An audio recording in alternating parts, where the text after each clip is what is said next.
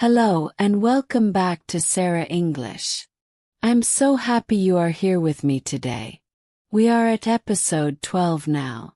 12 episodes. Think about that for a moment.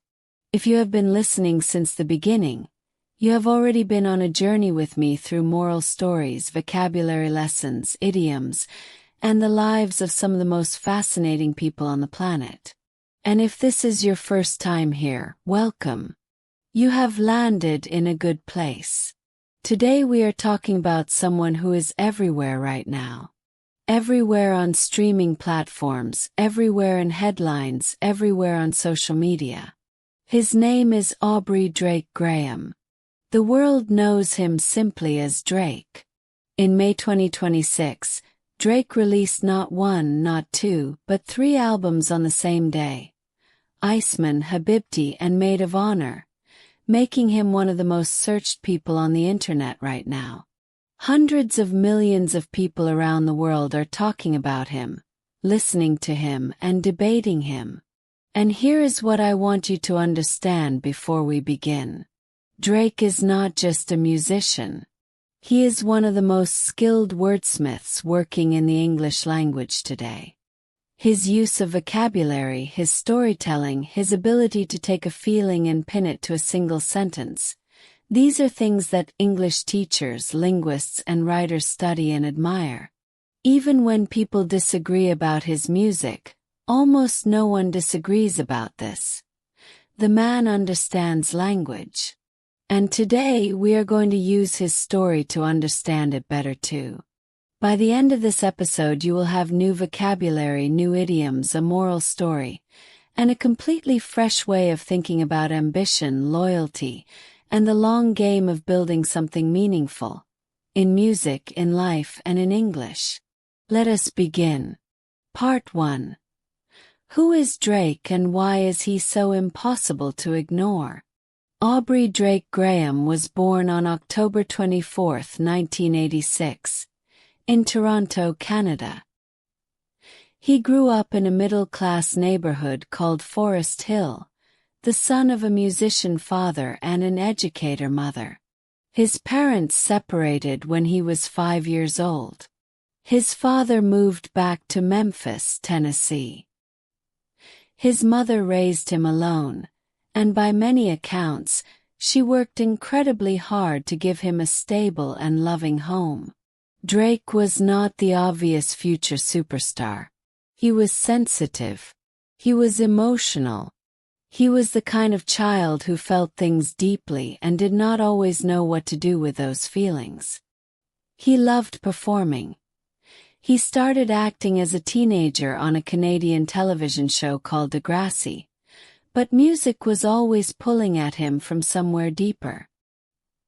He started releasing mixtapes in the mid-2000s when he was still acting. Nobody in the American music industry paid much attention to a young Canadian actor making rap music in his spare time. He was rejected. He was overlooked. He kept going. And then, gradually, relentlessly, and almost impossibly, he became the most successful recording artist in the history of streaming music. He has broken more Billboard chart records than almost any artist alive. He has sold hundreds of millions of records. He has been at the center of some of the most dramatic feuds, friendships, and cultural conversations in the music industry for nearly 2 decades. And now, in 2026, he has released 3 albums simultaneously. Iceman, Habibti, and Maid of Honor, reminding the entire world in one single gesture that he is still here, still working, still impossible to ignore. Let us take our first vocabulary word from this part of his story. The word is relentless. To be relentless means to never stopping, never weakening, never giving up. Continuing with great force and determination no matter what obstacles appear. A relentless person does not slow down when things get hard. They push through. They persist. They keep going with energy that never seems to exhaust itself. For example, her relentless effort to improve her English paid off after 18 months of daily practice. Or, the rain was relentless. It fell for 3 days without pause. For English learners, the people who reach fluency are almost always the most relentless ones. Not the most talented. Not the ones who started earliest. The ones who refused to stop.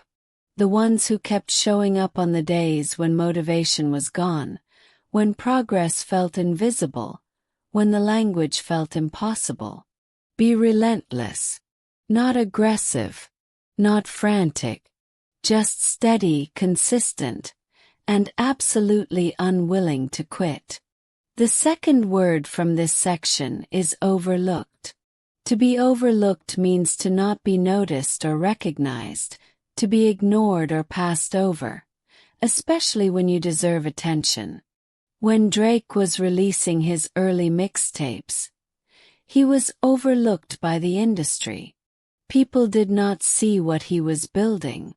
For example, she was overlooked for the promotion 3 times before her manager finally recognized her talent. Or, many of the greatest writers in history were overlooked during their lifetimes and only celebrated after they were gone. For English learners, it is very common to feel overlooked in English.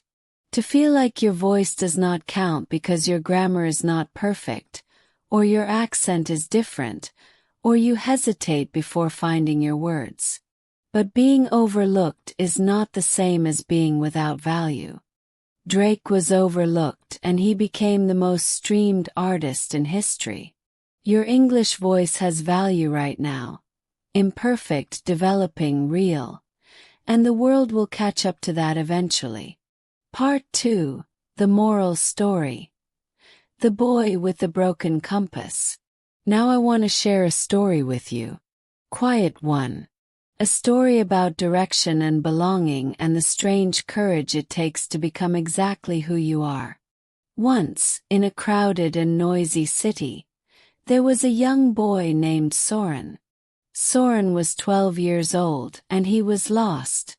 Not physically, but in the way that matters most. He did not know who he was supposed to be.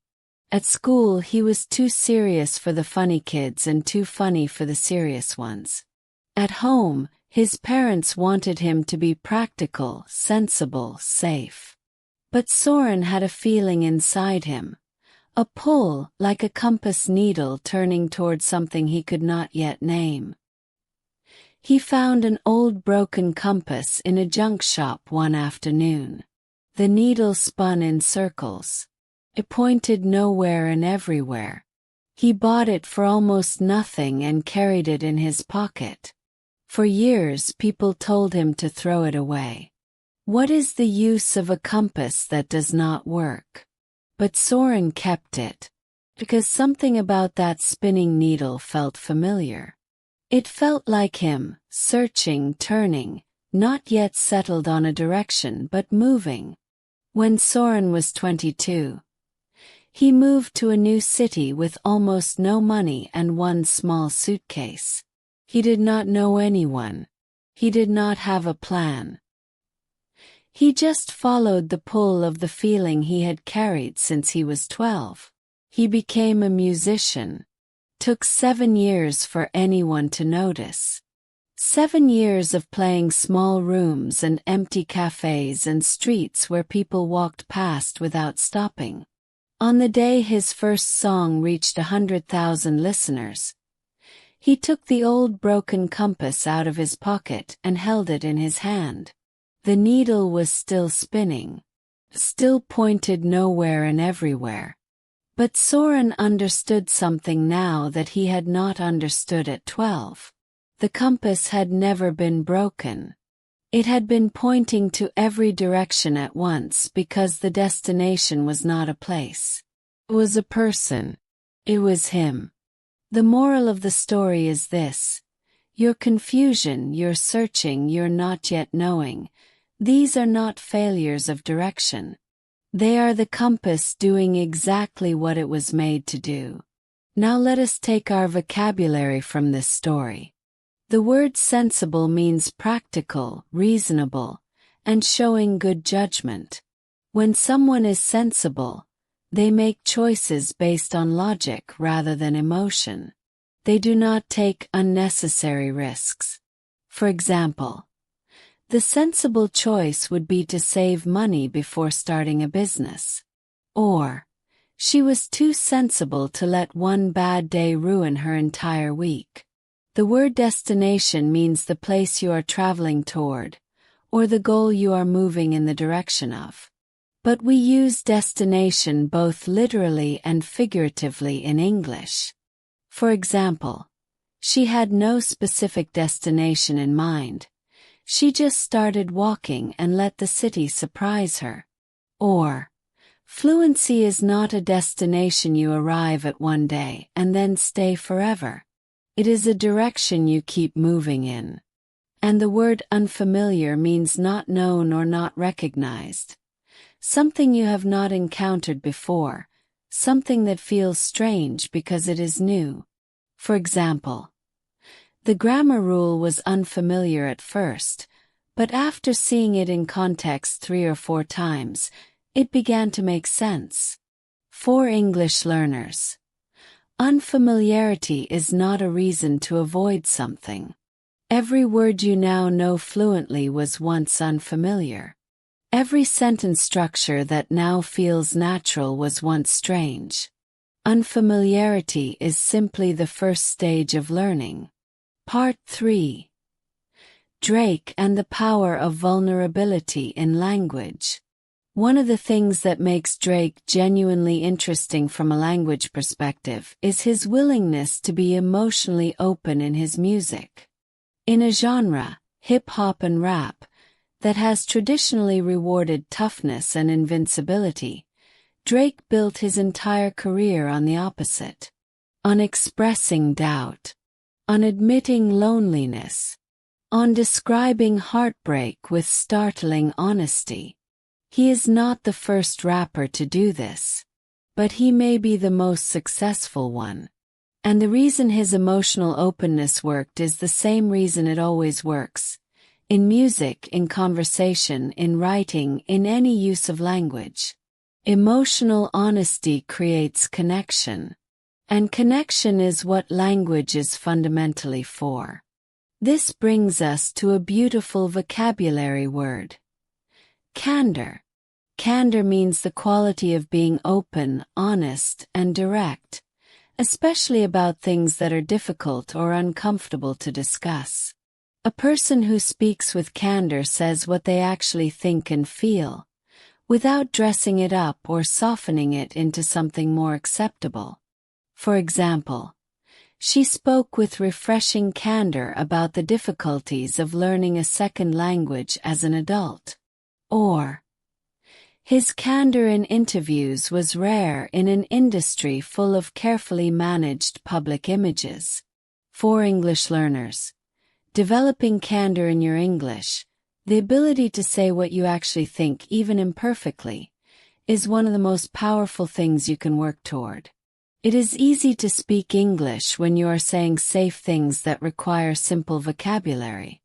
The real challenge, and the real reward, comes when you say something true that requires you to reach for words you are not yet comfortable with. The next word is authentic.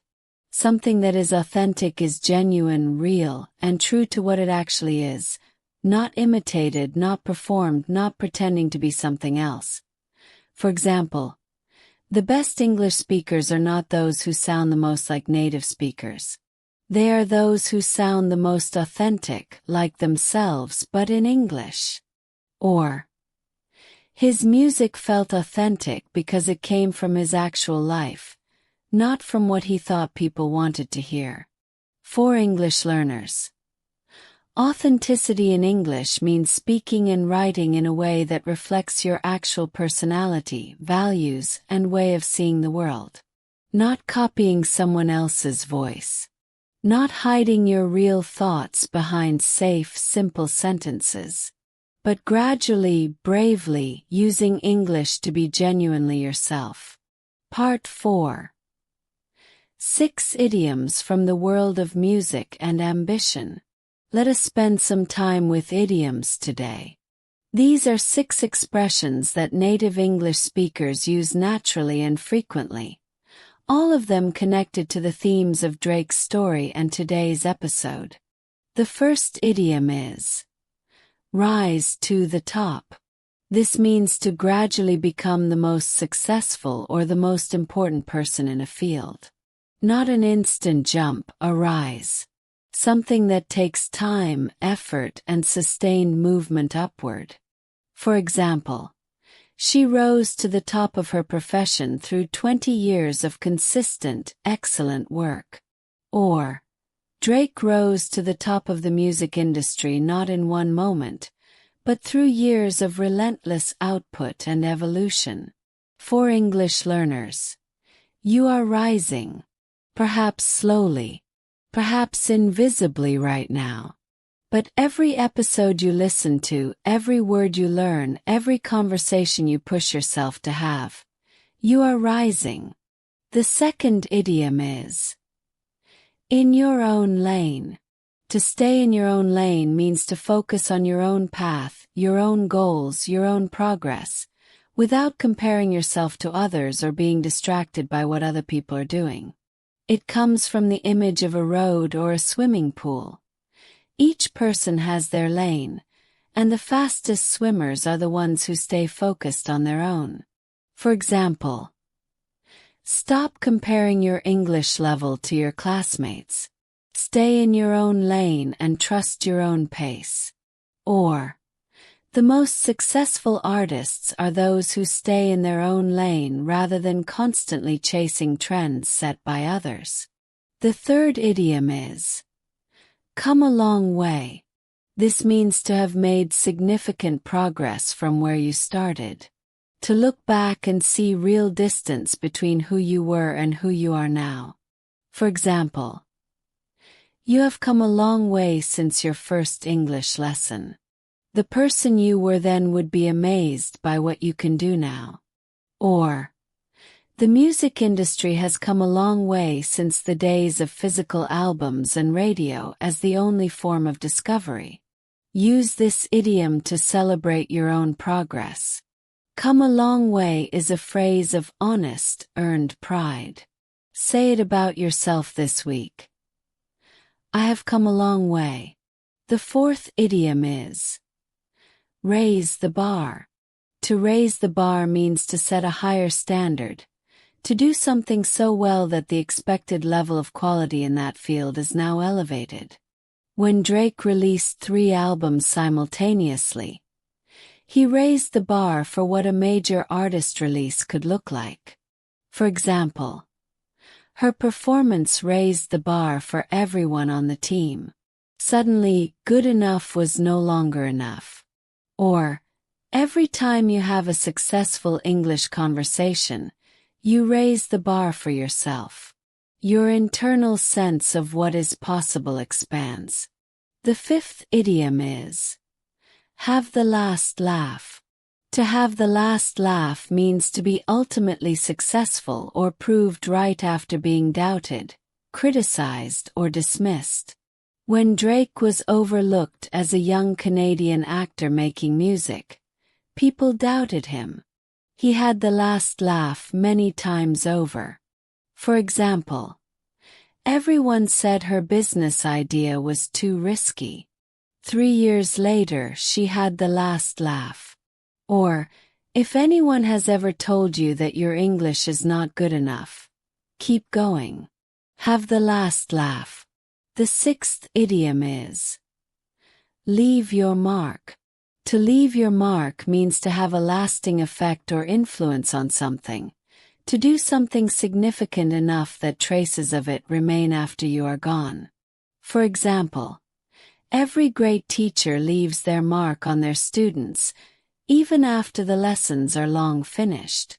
Or, Drake has left his mark on the music industry in ways that will be visible for decades. For English learners, every time you use English in the real world, in a conversation, in a message, in a meeting, in a letter, you are leaving your mark. You are making the language yours. Claim it. Part 5. What Drake teaches us about language and craft. I want to spend this section on something specific, because Drake is genuinely one of the most technically skilled users of the English language working today. Not in the traditional literary sense, but in the sense that matters most for communication: precision, rhythm, and emotional accuracy. Let me explain what I mean. Precision in language means using exactly the right word. Not a word that is approximately right, but the word that means precisely what you intend. Drake's lyrics are full of this. He does not say he was sad. He specifies the kind of sad: the nostalgic sad, the angry sad, the proud but also lonely sad. Each of those is a different emotional reality, and each requires different words. The vocabulary word here is precise. Something that is precise is exact and accurate, with no room for ambiguity or misunderstanding. For example, a precise vocabulary allows you to say what you actually mean, rather than something that is close but not quite right. Or, the scientist gave a precise description of the experiment, leaving nothing open to interpretation. For English learners, building precise vocabulary is one of the most important long-term goals in language learning. This is why it matters to learn not just words but the differences between similar words. Happy versus content. Tired versus exhausted. Nervous versus terrified. Each pair shares meaning but not the same meaning. The more precise your vocabulary, the more clearly you can communicate who you are and what you think. Rhythm in language means the natural flow and beat of sentences, the way words sound together, the pace at which information is delivered, the rise and fall of a well-constructed paragraph. Drake understands rhythm deeply. His sentences, even spoken, have a cadence, a musicality that makes them memorable. The word cadence means the rhythm or flow of language, the rise and fall of the voice, the beat of syllables, the musical quality of well-spoken words. For example, the speaker had a beautiful cadence. Her words flowed so naturally that listening to her felt effortless. Or, reading poetry aloud is one of the best ways to develop your sense of English cadence. For English learners, pay attention to cadence when you listen to English. Notice when something sounds smooth and when it sounds choppy. Try to imitate the rhythm of sentences you admire, not the words but the flow. Rhythm is something your ear learns before your brain does. And emotional accuracy in language means choosing words that match the exact feeling you are trying to express. Not words that are emotionally close, but the exact ones. This is perhaps the hardest skill in any language, and the one that takes the longest to develop. The word articulate means able to express thoughts and feelings clearly and effectively in words. A person who is articulate can put into words things that other people feel but cannot say. They make the invisible visible. They make the felt speakable. For example, she was deeply articulate about her experience. Every word she chose felt exactly right. Or, one of the greatest gifts of learning English is that it gives you an additional way to be articulate. An additional set of tools for expressing who you are. When you listen to Drake's music, or any artist whose use of language you admire, ask yourself, what is the precise word they chose here and why? What does the cadence of this sentence feel like? How did they make this feeling articulate? These are questions that will sharpen your English faster than almost any textbook exercise. Part 6. The 3 albums and the lesson of abundance. Let us talk about what Drake did in May 2026 for a moment.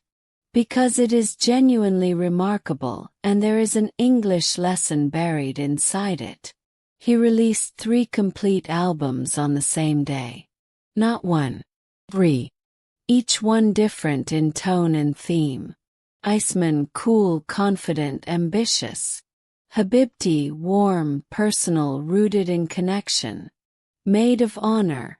Reflective, emotional, layered with meaning. Most artists spend years building up to a single album release. Drake released 3 simultaneously and essentially said, "This is how much I have to say." The English word for this is abundance. Abundance means an extremely large quantity of something. More than enough, more than expected, more than can easily be contained. For example, the library had an abundance of books on English grammar, so she was spoilt for choice.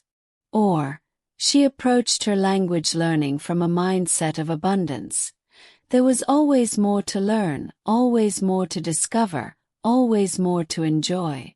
The opposite of abundance is scarcity, the feeling that there is not enough, that resources are limited, that you must be careful and conservative. Many English learners approach the language from a scarcity mindset. I only know a few words. I only have limited time. I am not good enough yet. But abundance thinking says, there is so much English to discover.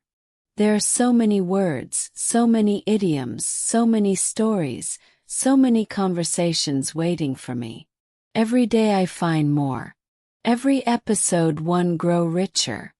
Which mindset do you carry into your English learning? Scarcity or abundance? The word scarcity means a very small supply of something. Not enough of something to meet needs or desires. It is the feeling of not enough. For example, there is no scarcity of English content in the world today. The shortage is not of material. It is of commitment to use it. Choose abundance. There is more than enough English in the world to make you fluent. You just have to reach for it. Part 7. Toronto and the English of place. Drake has never hidden where he is from. Toronto, a city in Canada, is woven through his music so deeply that it became part of his identity. He has made Toronto famous in a way no Canadian artist had done before him. He put a city on the map not just geographically but culturally. And there is something important in this for English learners. The place you are from, your home, your culture, your first language, is not a barrier to learning English. It is a resource. It is part of what you bring to the language that no one else can bring. The word heritage means the traditions, achievements, and beliefs that are part of a society or culture and that come from the past. Your heritage, your language, your stories, your way of seeing the world, is not something to leave behind when you learn English. It is something to carry into it. For example, she brought her rich cultural heritage into her English writing, and it made her voice completely distinctive. Or, Drake's Canadian heritage became a defining feature of his music, not a weakness he had to overcome. The word distinctive means noticeably different from others. Having a quality that makes something easily recognizable or unique. For example, her accent was distinctive. The moment she spoke, you knew exactly where she was from, and it was charming. Or, the best English speakers are not those who erase all traces of their background. They are those who develop a distinctive voice that carries their history into a new language. Do not try to erase where you came from when you speak English. Let your background be part of your voice. Let your culture, your mother tongue, your particular way of seeing and feeling, let all of it come with you into English. That is not a flaw. That is your signature. Part 8. Review and close. We have traveled a long way together in this episode. Let me bring everything home before we close. Our vocabulary words for episode 12 were relentless, never stopping, never weakening, continuing with great force and determination, overlooked, not noticed or recognized despite deserving attention, sensible, practical, reasonable, and showing good judgment. Destination, the place or goal you are moving toward. Unfamiliar, not known or recognized. Strange because it is new. Candour, the quality of being open, honest, and direct about difficult things. Authentic, genuine, real, true to what something actually is. Precise, exact and accurate, with no room for ambiguity. Cadence, the rhythm and flow of language, the musical quality of well-spoken words. Articulate, able to express thoughts and feelings clearly and effectively in words. Abundance, an extremely large quantity, more than enough. Scarcity, a very small supply, a feeling of not enough. Heritage, traditions and culture passed down from the past. Distinctive, noticeably different from others, easily recognizable as unique. Our idioms for today were rise to the top, to gradually become the most successful in a field. In your own lane, to focus on your own path without comparing yourself to others. Come a long way, to have made significant progress from where you started. Raise the bar, to set a higher standard than what existed before. Have the last laugh, to be ultimately successful after being doubted or dismissed. Leave your mark, to have a lasting effect or influence on something. 14 vocabulary words. 6 idioms. 20 new tools for your English. Before I let you go today, I want to say something that I have been thinking about since I started planning this episode. Drake released 3 albums in a single day. 3 complete pieces of work. 3 different emotional worlds. And when people asked him why 3, why now, why all at once, his answer was essentially this: because I had more to say than one album could hold. I think about that sentence and I think about you. You have more to say than one language can hold. You have a whole life, full of color and grief and beauty and ordinary moments and extraordinary ones. And you have chosen to learn a new language because something in you knows that there is more to express than your first language alone can carry. That is not a small thing. That is an act of courage and curiosity and deep, deep love for the world and for the people in it. Keep going. Stay relentless. Stay in your own lane. Come a long way and then go further. And I will see you in episode 13. This has been SERA English. From the bottom of my heart, thank you for being here.